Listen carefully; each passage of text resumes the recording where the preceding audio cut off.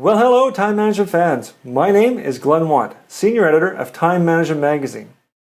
We're joined today by Michael Hyatt. Michael Hyatt is the author of Platform, Get Noticed in a Noisy World. It is New York Times, Wall Street Journal, and USA Today bestseller. Recently, Forbes magazine named him one of the top 50 social media influencers of 2013. Michael started his career in the world of traditional media. He has served in a variety of roles in the book publishing industry, most recently as the chairman and CEO of Thomas Nielsen Publishing. He has worked personally with such best-selling authors as David Ramsey, John Maxwell, Andy Andrews, and Marcus Buckingham. Michael was an early adopter of social media. His blog, michaelhyatt.com, is one of the most popular in the world, with more than 350,000 unique visitors per month. His podcast, This Is Your Life, is consistently in the top 10 in the business category on iTunes and downloaded by more than 250,000 people per month. He also has more than 180,000 followers on Twitter. It is an honor to welcome Michael Hyatt. Hello, Michael. Thanks, Glenn. Thanks. Good to be with you. Thank you very much for joining us. You're welcome. That's quite an impressive bio that you have. I know someone with a bio like that really has to have some serious time management skills. That's for sure. So it's a real pleasure to have you with us. Thank you for joining us. And just jump in here. As a leader in the productivity and leadership field, what are some of the biggest lessons that you have learned about time management? Well, I think there's a couple, Glenn. I would say that, first of all, and this wasn't original with me, I'm not sure or can't remember who I got this from, but time is not something really that can be managed. And what I realized long ago was that I didn't have a time management problem when I couldn't get everything done or when I felt overwhelmed. What I really had was a self-management problem. And so getting myself to do what I know I should do is still, to me, the biggest challenge of all. And you mentioned Andy Andrews in my bio. He's a New York Times bestselling author himself. And one of the things he likes to say about discipline is that he defines it this way. He says, can you make yourself do something you don't want to do in order to get a result that you want to get? And if you can do that, you're disciplined. And so that's constantly what my challenge is to get myself to do those things, whether it's write a speech or write an article or have this meeting, make that phone call, whatever it is, that's still the biggest challenge. The easy part is figuring out there's stuff I got to do. The hard part is getting myself in a distraction-free environment and really focusing on the things that are the most important so I get my priorities done. Yeah, absolutely. I know. And I think that's definitely something that I struggle with too, is trying to force myself to actually work on the things that I know I should be working on, because I would much rather be, watching TV or sitting doing nothing. Fishing. Well, and part of that for me too is getting connected with the why, connecting that task that's right in front of me with a larger vision or a larger vision of what I'm trying to accomplish. And the more that I can connect with the why and not just the how, the more motivation I have to follow through on it. So it's not just this phone call I have to make, but it's this phone call in order to initiate this relationship so that I can go to whatever next level it is and whatever it is I'm pursuing. So to me, it helps to connect the dots, to put it in a larger frame of reference than just that one task that I can't seem to do. Mm-hmm. And just there seems to be a little bit of a split within the time management community. And that is and I'm going on a little bit of a tangent here, but when you're thinking of setting those goals, that why, do you find that you are more of a, plan something that's a why that excites you, or that's typically a SMART goal? Which do you prefer? Well, I actually do both. So I set goals, and I set them according to the SMART acronym so that they're specific, measurable, attainable, and all the rest. But then in addition to that, to me, that answers the question, what? What is it that I want to do? But then as a separate exercise connected to that, I answer the question, why? That's the rationale for the goal. Why is it important that I achieve it? And I literally list those on my major goals as a series of bullets. This is what's at stake. If I do it, this is what at stake. If I don't do it, this is why it's important to me. And there are times, like when I was writing the book Platform, I remember the manuscript was due the end of December. About the first week in December, as I was finishing it up, I was reading back through it, and I thought, this is not very good. I don't like this. I was frustrated with where I was, and I thought maybe I should just give the money back to the publisher and not publish this book. And then I got reconnected with my why. My goal was to get the book on the New York Times bestseller list, which it eventually did. But I'd lost kind of focus. I'd lost the why. I'd lost the reason or the purpose for why I was doing this book. And so I went back to the goal. I looked at the rationale, and it remotivated me. And then also with each goal, in addition to the why or the rationale, I put the strategy. How am I going to accomplish this? In the case of Platform, for example, I basically wrote that book over a 2-year period as a series of blog posts. That was my strategy, was to blog the content, get feedback from my tribe, improve the content, and then put it together in a book manuscript.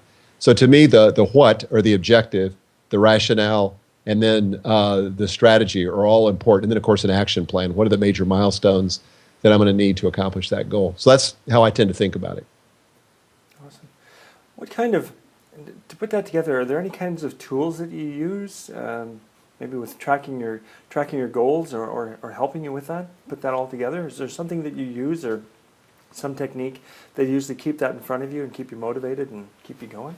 Yeah, it's a great question. I actually have threatened to write such a tool before because there's not been anything that I've been really happy with. But the one that comes the closest to it is Evernote. And I use that as my digital brain. It's the repository where I stuff everything, the articles that I read that I come across online, meeting notes, random thoughts, blog ideas, all that goes into Evernote because it's so easily retrievable. But I also put my goals in there. And so I put one goal per note, and then I put all that additional stuff, the rationale, the strategy, the action plan, and all that goes into the body of the note. And what's really cool is that now that Evernote has issued this new upgrade with reminders, I can attach a date to it as well. And of course, that's one of the key components in goal setting is to make it time bound. It's the T in SMART. So I like to have a date, a by when date that I'm going to get that accomplished. So Evernote's my tool. Excellent. I hadn't thought about using Evernote that way. I guess that would be a very powerful tool if you could keep all of your goals and your whys and all of that in one place and review it. Yeah, that's an awesome tool. Yeah, the great thing about Evernote is it's always accessible. So because it's connected to the cloud, then I've got it available on my iPad, I've got it on my iPhone, and I try to review those goals daily, part of my morning ritual or my morning routine. And so at the end of that routine, I look at my goals and I ask myself the question, now, what needs to come off my goal to populate my daily task list? What needs to get done to move me toward those goals? Oh. What would you say, or what would you like to be the biggest takeaway that people take away from seeing this interview? I think the biggest one, and this is huge for me, is that you're in control of your life. And by that, I mean, you've got to take responsibility for your life. And I always encourage people when I speak publicly, to take a good long look in the mirror and meet the CEO of your life. Because so many people want to blame circumstances. They want to blame somebody else not giving them permission. And it's like they're drifting through life with no intentionality. And I think we have not absolute control, to be sure, but we have way more control than we think. And most of us, for whatever reason, we're afraid, perhaps, that we won't step up to the plate and take responsibility. And I think there's so much that we could accomplish. We can accomplish way more than we can possibly imagine or think if we'll start by taking responsibility and then taking the initiative and begin to envision what our life could be in every area. And I've written an entire book on this, an ebook that I give away for people subscribing to my blog at michaelhyatt.com, and it's called Creating Your Personal Life Plan. And that's the whole premise of the book, is that you're probably not going to get to the destination you want to go to by just drifting there, and certainly not by following someone else's agenda. You're going to have to take responsibility, decide what it is you want out of life, and then start moving towards that objective. So I think that would be the biggest takeaway. Yeah, for sure. I know you've already mentioned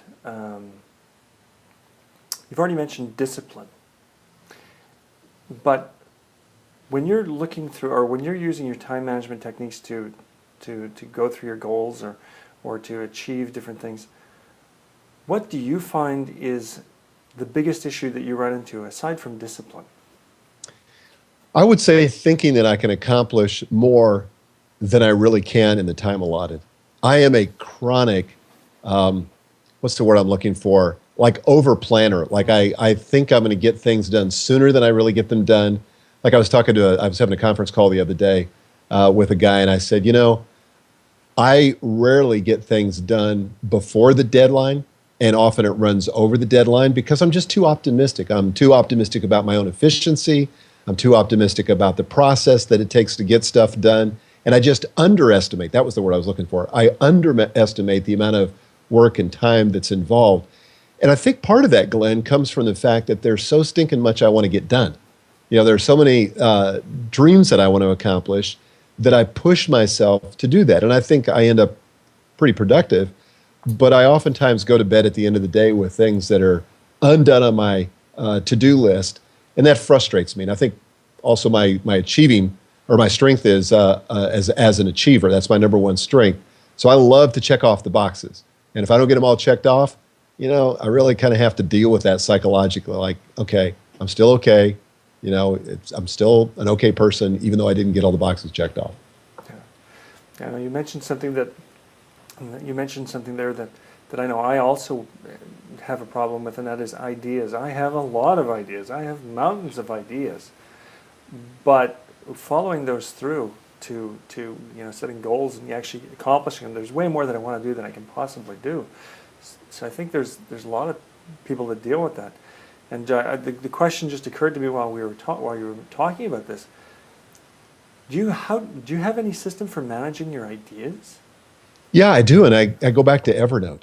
Okay. What I want is what David Allen refers to as a trusted system where you can collect data, and for me that's Evernote. So if I have a thought, if I have an idea, like for example, let's just say I'm out for a run, and this often happens to me when I'm relaxed and getting some physical exercise, that I have lots of ideas. And so I just dictate those into Evernote or type them with my thumbs into Evernote. And then I've got that idea. And that's my universal collection system. If I've got an email exchange and it's an idea worth following up, then I simply forward that to my Evernote account so that I've got it in Evernote. So it's one place for everything. Excellent. What is Michael Hyatt's passion outside of time management and productivity? Well, it's really about leadership. And that's what my blog is about. It's subtitled Intentional Leadership. And really my interest in productivity is a subcategory of that, because my interest in productivity really has to do with self-leadership. Mm-hmm. And my premise is that you can't lead anybody else until you can lead yourself.